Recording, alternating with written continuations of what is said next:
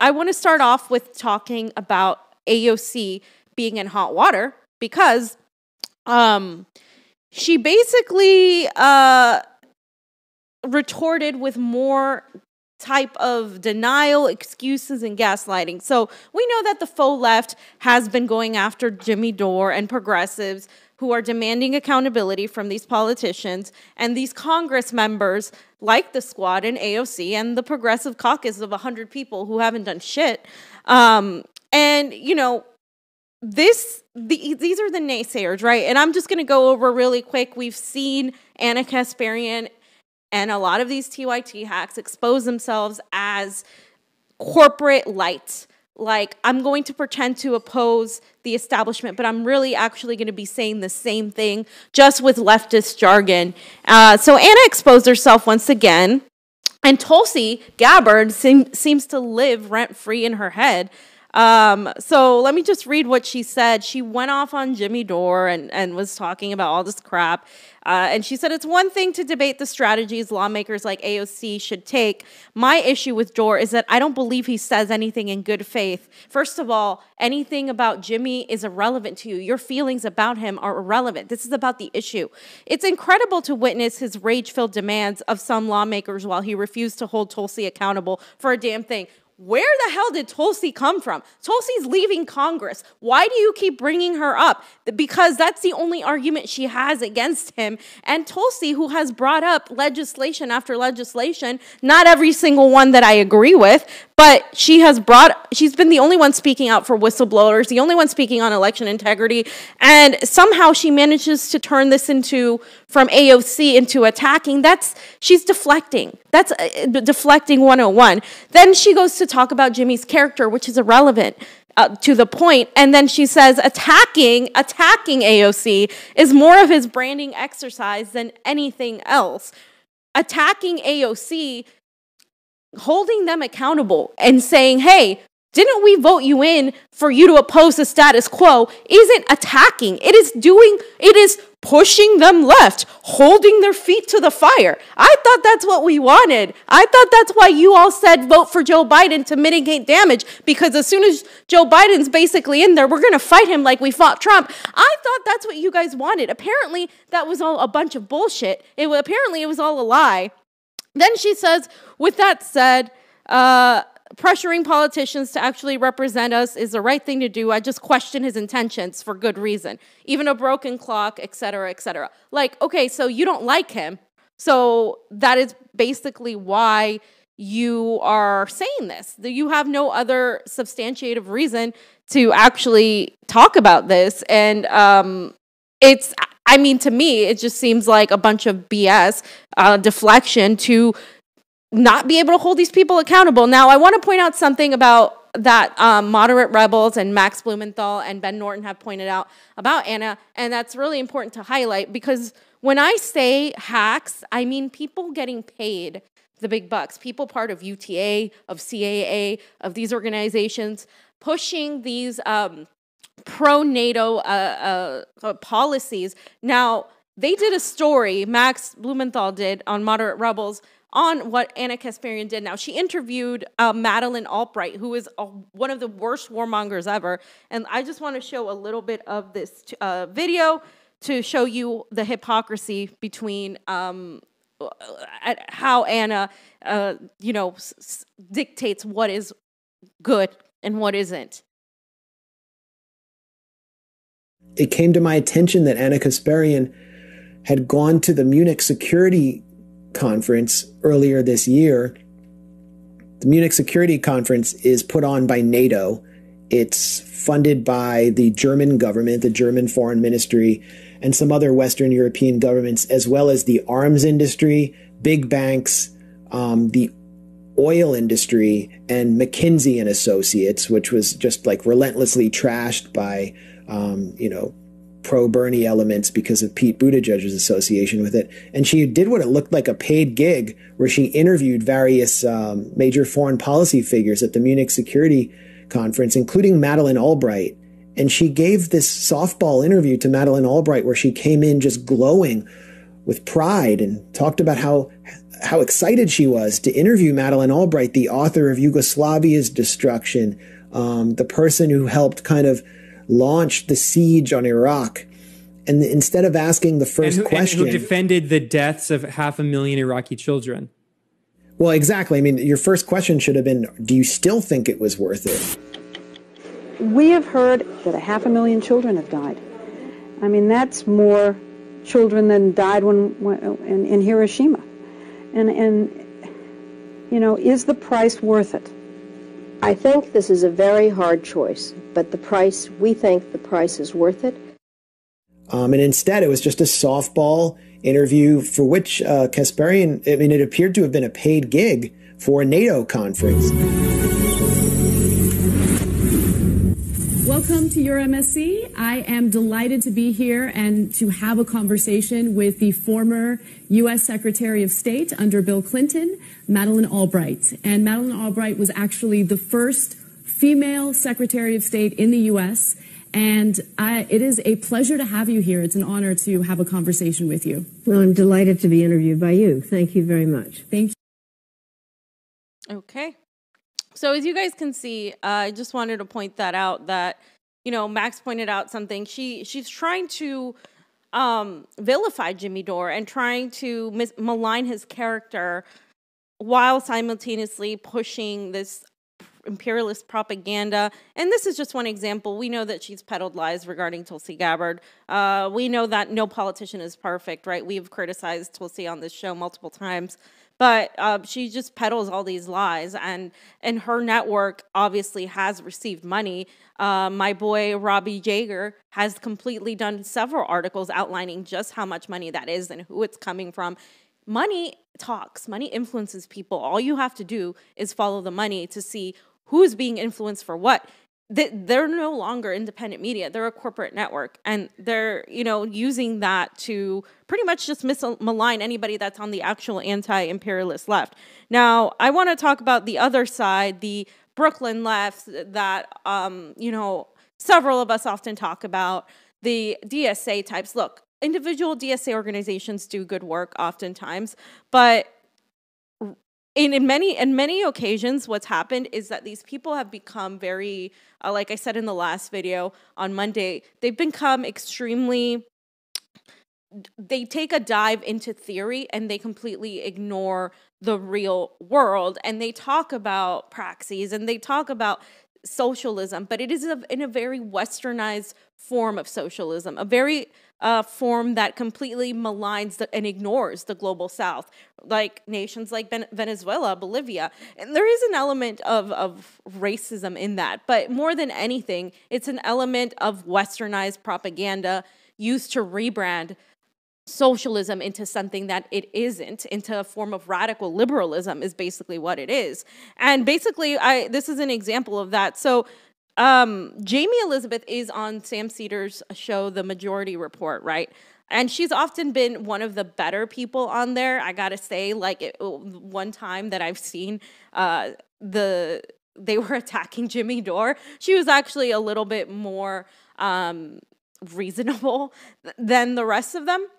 But this is what she said, and this is by the condescension, the arrogance, and the intellectualization that I see coming from a lot of the more upper-class journalists on the left. There is a leftist communist critique of electoralism accompanied by a program of autonomous working class organization to which I am sympathetic, but that's not what Dore is doing. His critique is one of individual metal, which is 100% idealist and therefore anti-Marxist.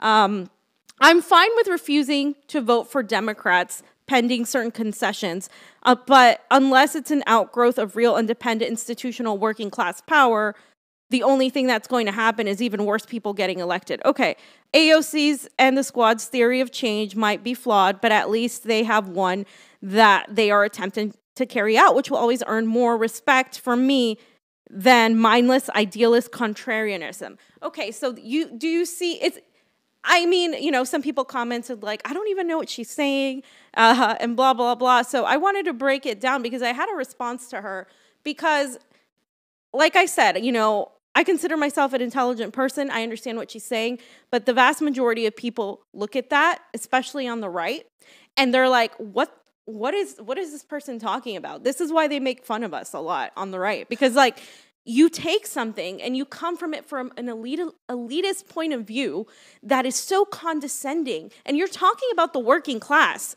The working class doesn't need to hear all of this theoretical garbage that you're spewing.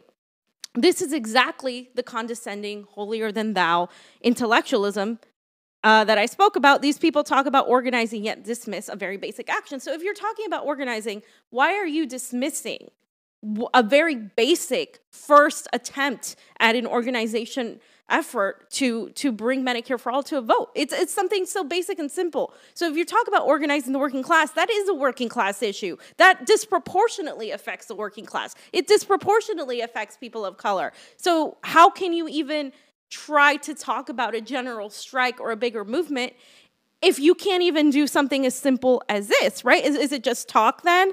And so AOC, she talks about AOC's theory of change. There is no theory of change for AOC. She's not there to change the status quo. She's showing that time and time again. She's actually there to rebrand the status quo as something more attractive and more seemingly progressive, but really at its core, it's essentially the same exact thing. It's essentially the same exact thing in, again, it's a more Western, radical, liberal form of socialism. It's not meant to actually challenge the status quo. And I also wanted to note that, you know, no American should be delusional enough to think that Marx would be okay if you actually read Marx and understood Marx, that Marx would be okay with voting for a Republican constantly because you don't want the other Republican to win, because that is what the Democratic Party is. It's a bunch of Republicans. It's a bunch of Republicans. And she's saying that Jimmy Dore is idealist and what he's doing is idealist. No, what he's doing is standing up to the chains of power, standing up to the machine, the levers of power, standing up to the status quo. That is revolutionary. What you're suggesting is counter-revolutionary. It is submission. It is actually being a capitulator to the status quo. So it's kind of interesting that the projection's there, you know, and she admits it later on in her tweets. She admits that nothing is going to come from electoralism, and I agree with her. Nothing is going to come only from electoralism. In order to get the electoralism there, you have to push direct action. So why condescend and look down when somebody, a person that's a jag-off comedian, right, from his garage is doing something? Because nobody else is doing it. Why not encourage that? Even if it fails, even if it's symbolic, why would you look down on that? And that's not like an attitude of I care about the working class. That's an attitude of I don't like this guy. He's not somebody that I think is an intellectual. He's dumb. So you know what? I'm not going to take what he says seriously because it's just not up to my standards. That's what it sounds like. And that type of attitude is what I loathe from the neoliberal Democratic Party. And that type of attitude is what sent people from Obama to vote for Donald Trump in middle America and in the South. And that language that you're employing is basically the rebranding of this neoliberalism. And it's disgusting, which is why I even spent like 5 minutes now just pointing that out, because people need to know that why these things happen. Things don't happen out of nowhere, right? And so I'm going to move on to David Serrano, because there's been a lot of talk, you know, and I used to like David Serrano a lot. I mean, I think he's a decent journalist, a decent writer. I think he was one of the better people in the Bernie Sanders campaign who was actually pushing a lot of the people in the Sanders campaign who were actual consultants and shit libs. But at the same time, he has this attitude of, again, that same attitude like, Jimmy Dore doesn't know what he's talking about. This is not what he said. This is what I feel when I read his article, right? He gives good suggestions, but these suggestions are actually far more idealistic than what Dore is proposing. He says 5 things house progressives can do to advance Medicare for all. And among these things, he, first of all, he talks about the performative attitude and these YouTubers who are just ranting online. And he talks about all of this stuff like it's beneath him. And if he didn't have those words, I would probably read it and say, okay, well, he's fine. Like, he added a couple things. But it's because he's belittling in a very intellectual way that I grasp that. I'm not an idiot. Like, I see what you're doing. And the vast majority of people see what you're doing, too. You may be bringing up some good points, but when you come at it from an arrogant perspective, people don't want to listen. And it's just really right now, we don't need people telling you that you don't understand government. We need people doing things and doing actions. And so he called it debate raging on social media. And he also called it, like I said, performative and blah, blah, blah. And so he thinks the vote is performative, right? And so he says, we can remove the Medicare for All opponent who chairs the key committee. That's one of the things he's talking about and in this article, and it's the Jacobin article that's in the folder. And basically what he's saying is Pelosi can remove Richard Neal, who has played a destructive role on behalf of the healthcare industry and Wall Street donors. Okay, but again, here's what I want to point out. You're asking Pelosi to remove it. So now you still have to go to Pelosi. She's not doing it. She's never once budged on healthcare for all. Never once has she tried to do this. So why would you think you can do that? Why would you think you can move her on that and then dismiss the first action that would make this a reality? Then he says, schedule a vote on existing legislation to let states create single-payer healthcare systems. Okay, that's a great idea. Now, you have to rely on Rokfin, okay, if he brings it up. But again, this is going to require time and bureaucracy, and it's not, people aren't going to see all of this happening behind the scenes. We need people to see who stands with them and who doesn't. So yes, you can do this after the fact, but why isn't Rokfin out there pushing more? Why aren't any of the 100 members of the Progressive Caucus out there pushing more? Why isn't the squad doing that, pushing for that? They're not doing that either. So why did it take a comedian to come out and force them to do that? The only way to force them to do that is to shame them. Public shaming is one of the things that has always moved people in power to do anything. Number 3, he says schedule a vote on resolution demanding Biden use executive authority to expand Medicare. Biden has said multiple times that he will veto Medicare for all if it's on its desk. 100% he has said it multiple times. Why would you think that you can push Biden on this issue when you can't even get the Speaker of the House to be pushed on this issue? So I'm not saying don't try. I'm just saying the things you're giving are a lot more of a reach than what even Dore is suggesting. It's so basic and simple what he's suggesting. Why is he getting a lot of pushback? Well, we know why. 4, include provisions in year-end spending bills that create a presidential commission charged with crafting a Medicare for all program. Again, it's a really great idea. I agree with all of these points that these are things that could be done. But again, this is going to take a while. In fact, we don't have time. By 2022, I guarantee you we will lose more seats in Congress, or not we, the Democrats will lose more seats in Congress, progressives, whatever, they will lose more seats in Congress.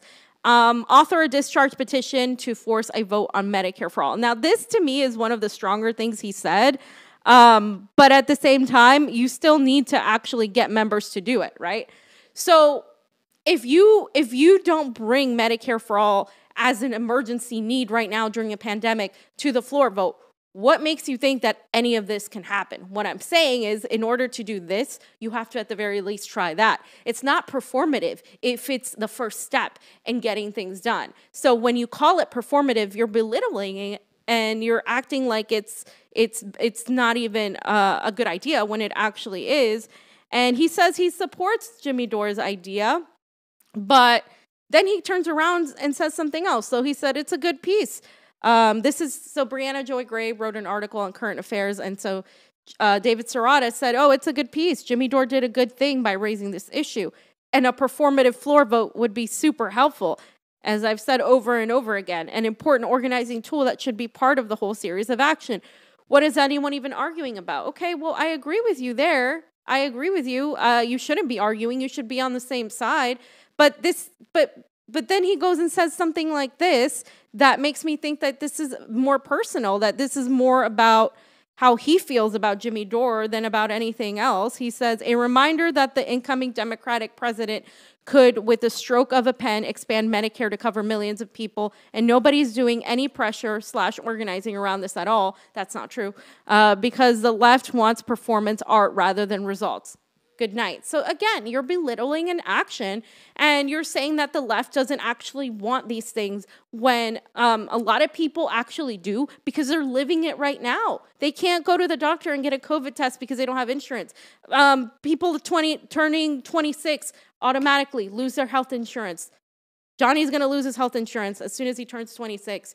It's these, and if you get COVID, if you get complications from COVID, if you get complications from anything right now, when the hospitals are overburdened by the whatever is going on with COVID, don't you think people are going to face emergency? You can't say that people don't want this. They absolutely do want this, and they are trying. So when you say things like this, it just comes off like you're being a hypocrite. It comes off like you're saying you agree, but on the other end, you're bashing the person doing it because you don't like them. You don't have to like Jimmy's tactics. You don't have to like that he curses like a fucking sailor, but that's irrelevant because the point is the issue that is being discussed. And I'm sick and tired of a lot of these more, wannabe intellectual leftists who are completely dismissing this just because it's not from somebody they actually like.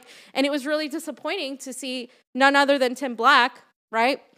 Tim Black, of course, he should be on the same side here. He says, what part of we don't have the votes don't you get? It won't pass the House. It won't pass the Senate. Explain why you want to kick out the squad to vote on a bill we currently don't have the votes to win. How is that a winning strategy? To win what exactly? Clicks and views? Again, here it's like, oh, he only cares about clicks and views. And I have been thrown the same insult. Oh, you're just peddling this anger on the left because it gets you views and clicks. It's like, no, we don't even have a huge channel. Like, this is not, what gets you views and clicks is being a sucker, is being a bootlicker to the establishment. If you can literally go and see who gets the most views, it's the neoliberal type of progressives that do, because they toe the same exact line. They talk about the same shit. They never challenge the status quo, and they're always saying like the same things. In fact, we go further. We're talking about election fraud from the left.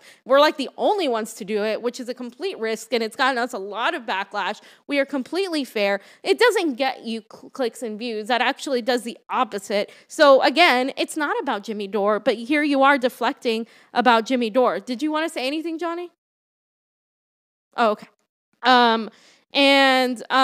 He also said, dog, you followed me for years, so I want you to know my side. My only problem is forcing the squad to vote against Pelosi will be used against him by moderate Dems, which will hurt the movement. What? Everything will be used against them if they're actually in opposition to the status quo. Duh. That's what they signed up for. They signed up to oppose the status quo. They didn't sign up to play nice and become friends with Pelosi and have tea and crumpets with her. They signed up to actually oppose what she's doing because she's the gatekeeper keeping progressive policy away. That's precisely what they signed up for. So you know what? Like, all of these excuses like, oh, we're going to lose. Okay, so what? At least we will know who voted what way. At least the public will hear, because now everybody's talking about this, right? We will see who dares say no to you getting healthcare during a pandemic. I want to see the names. That's what matters. That is not performative. It is effective. In what world do we live in where we think that we are so worried about their careers or their leverage? They don't have leverage for us. I don't care about the leverage for their fucking careers. Their careers are irrelevant to me. They're not supposed to be careerists. They're supposed to be public servants. Their job isn't supposed to be glamorous. They're not supposed to go on Vanity Fair. They're not supposed to get, on these shows. Their job is supposed to be public fucking servants. And why all this bootlicking? Like, I hope the boot tasted so good from all these people, pretty much like carrying water for the establishment. What happened, progressives? I thought we were going to hold their feet to the fire. You told me that. You told me that as I was mocking it because I knew this wasn't going to happen. So just let me catch up on the tabs real quick. Okay. So if you click Jonny, that's her reply to her other tweet, but it's the tweet that says some people. If you go to that one. So I want to talk about what AOC said because she really took it to the next level by blaming voters. She said, some people say a co-sponsor list isn't genuine and forcing a vote, even if it fails, will add clarity by putting people on the record, even though the co-sponsor list is on the record. Problem is, with a GOP Senate, people can still disingenuously vote because they know it's going to a graveyard. First of all, why is she worried about the Senate? She's in the House. The Senate is beyond her purview. She has no reason to worry about the Senate. She's making a lot of assumptions here right now, and she's pretty much referring to Dore and literally everybody else that's coming after her because a lot of people are coming after her, rightfully so. She's got 10 million followers on Twitter. She's got, I don't know how millions on Instagram. She's one of the most popular politicians in our time, and she has a lot of the youth who follow her. And instead of building actual movements, she's over here capitulating to the establishment and putting people on record, literally on record, not on some, really hidden, secretive piece of paper that nobody can find. But now that everybody's talking about it, putting people on record in the middle of a pandemic is beyond powerful and beyond effective, and it will literally set the tone to publicly shame these cucks that refuse to give people Medicare for all in a pandemic. It is absolutely it's so important. She's minimizing here. Then she says, so now you've actually made life harder for organizers because if you suspect a co-sponsor isn't a genuine supporter, you now just gave them a chance to cover when stakes are low. So now they can ward off pressure. What is she even talking about? Pay attention. Actual Medicare for all grassroots organizers having pushed for this. Yes, they are. They're doing it, but they're being met with opposition from these huge organizations that don't want to actually oppose the status quo. They're just there to rally a cry of Medicare for all, wear masks that say Medicare for all, wear a t-shirt that says Medicare for all. But really, are they fighting for Medicare for all right now during a pandemic? If you're not fighting for it, we should already have it. This shouldn't even be an issue. The fact that we don't have it, and we're getting so much pushback for wanting it right now is ludicrous. Do you not see how ludicrous that is? Remove yourself from this country, be an outsider, and to those of you who are watching from another country, this looks like a joke. How dare we all not be in agreement to fight for this right now? Then she says grassroots organizing and pressure campaigns take an insane amount of work and preparation. Key organizing moments may look like random uprising and viral internet moments to some, but they aren't. They are the result of years of targeted organizing and people movements aided by the present moment. Exactly. That is what happens. It takes years and it takes work, but why aren't you doing it? You have this power, this following. Why the fuck aren't you doing it, AOC? Why does it take a comedian to come in and put you on the spot, and now you're all defending yourself because your ass is on fire because you don't know what to say, and now you're blaming the people. You're literally blaming, or you're saying organizers aren't fighting for this. You're saying, oh, it's not the right time. So if it's not the right time during a pandemic, please give me an instance when it will be a better time. When it's not a pandemic, I don't understand. Like, this is the actual best time for this to actually happen. And, she did an interview with The Intercept, and she also said, if you want to model into how we can successfully secure floor votes on a progressive leg, examine how the grassroots just successfully forced and passed $15 minimum wage in the House over a conservative Dem objections. $15 minimum wage took years to pass. You want to know how it happened? Shama Sawant was one of the first leaders in pushing $15 minimum wage in Washington state that got it, was one of the first to get it. Why? You know what she did? She mobilized people to go and protest and sit in and strike until they got it. And the Fight for 15 had McDonald's workers work with other organizations. That's what they did to get $15 minimum wage. And they pushed and pushed and they were loud. They weren't like, oh, we're not going to oppose people. No, they did that.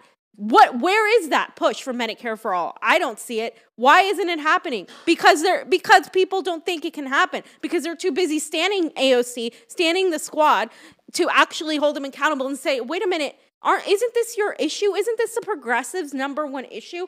What is and we have a pandemic? Geez, during the Depression, you got after the fact, you got after the war, you got the New Deal. We're not getting crap this time. People aren't getting shit. And you want to talk about how, no, we have to wait for the right moment. And no, if it was anything real, then they would be organizing, and they're not organizing. Stop bullshitting people. People are fucking dying and you're bullshitting them. It is absolutely disrespect to these people that have fought so hard, not just to elect your ass, but to elect all these progressives. If they're going to go in there and worry about the committees they're in and worry about their next career move and their fucking career ladder climbing antics rather than doing their jobs, it's a basic thing. You're either on the side of the people or you're on the side of the establishment, the corporations, and these lobbyists. And it looks like she's on that side. And it's not Jimmy Dore's fault for pointing it out. It's not anybody here's fault for pointing it out.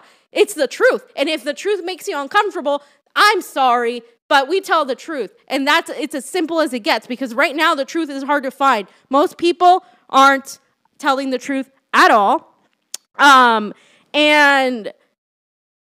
there was this interview she gave with The Intercept, right? And she said, basically, the title in this article is very misleading because they said that she said, I'm not ready to be speaker, but Pelosi and Schumer need to go. She never actually said that. She actually answered the question and said, when somebody asked her, do you think it's time for Pelosi and Schumer to go? She said, yes. And then she said, but, I'm not ready to be speaker and we have to wait for the right moment to do this. Let me see if I can find it. But basically, she wasn't speaking out against them. She also said she wasn't going to challenge them.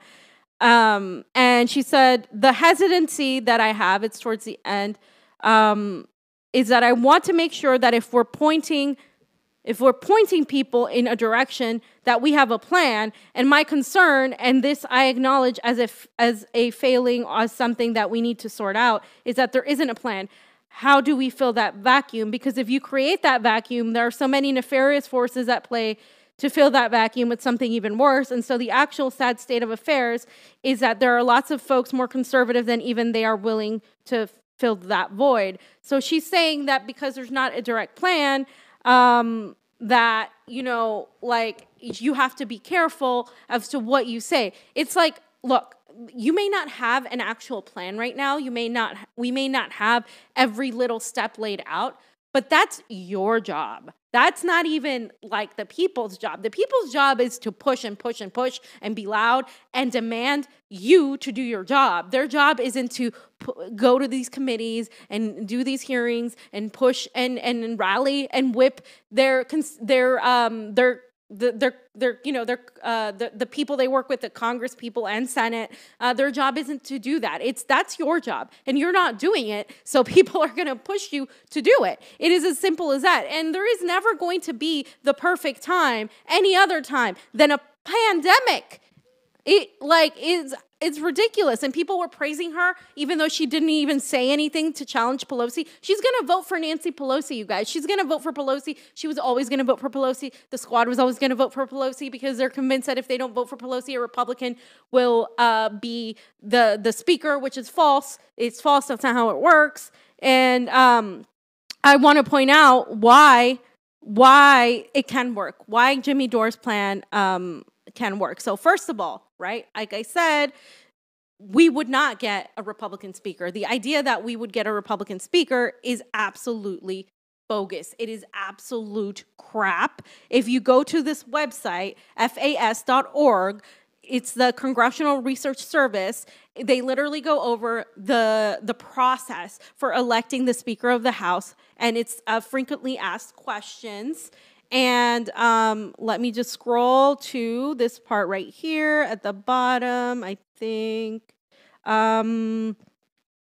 Okay.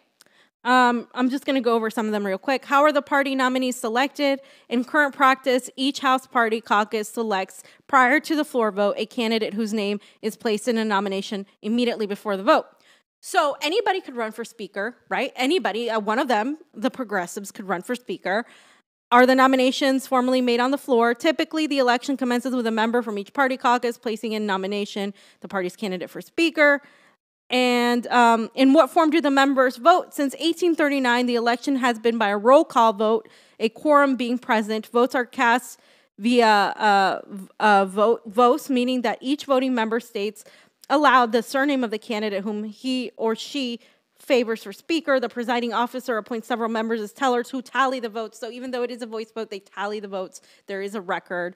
And how many votes must a candidate receive to be elected speaker? The long-term practice of the House is that electing a speaker requires a numerical majority of the votes cast by members for a person by name. This does not mean that an individual must necessarily receive a majority, currently 218, of the full membership of the House, because some members may not be present to vote or may instead answer present. So they don't have to have all the 218, but they need to have the most of it, obviously the highest number. What happens if no member receives sufficient votes? If no candidate receives the requisite majority of votes cast, the roll call is repeated. So then they do another one. No restrictions are imposed on who may receive votes in the subsequent ballots. For instance, no candidate is eliminated based on receiving the fewest votes in the floor election, and a member's vote is not limited to individuals who received votes in previous ballots. So there is no guarantee at all that Kevin McCarthy would become the speaker. So I've heard multiple people on my Facebook, on Twitter, repeat the same bullshit argument, which is they got it from some establishment hack, because it's the same exact words that they're repeating, right? What? Yeah, well, Serrano said it, but he wasn't the only one. Like, several people in the Democratic Party have said this. AOC is saying it. So why can this work, right? Why can this work? Because a lot of people are saying this doesn't work, and I haven't heard any convincing arguments as to why it won't work. It is a very important first step. Obviously, it's not the only step that we need to take, but pushing papers and electoralism, again, isn't necessarily the only thing you can do. This is more of an action, and this is what needs to happen. So why Jimmy's plan to withhold votes and push Medicare for all to a floor vote can work. It's a pandemic, like I said, an economic crisis, which is unprecedented. Only time we have before we lose majorities in the House by 2022. If we've seen anything of how the state of the country is, trust me, I guarantee you, the right is enhancing their power, especially now when they feel like they've been cheated, and in a way they have. It would surely expose those not voting for healthcare on paper at this crucial time, right? So in the middle of a pandemic, we would have people that we would know paying attention, and we would call their asses out, and we would demand the removal. We would demand they be replaced, or somebody would run against them. Progressives would show opposition to the establishment, cementing a push to the left and helping usher trust in a nearly dead party. And this isn't even something I would want. Like, if the squad were smart, they would have their cred. They would get their cred by pushing this, because people would be like, oh, they stand with us. It's a very easy thing to do. And seeing the progressive movement stand up and do their job against the opposition would actually build their power with people. People would be like, okay, we have somebody fighting for us, especially right now where people are looking for some form of positivity in whatever is happening. It would actually be good for the Democratic Party. And like I said, it's not something I don't want the Democratic Party to come alive again, but I care about Medicare for all. So there you go. Anyone can run for speaker, like we just said.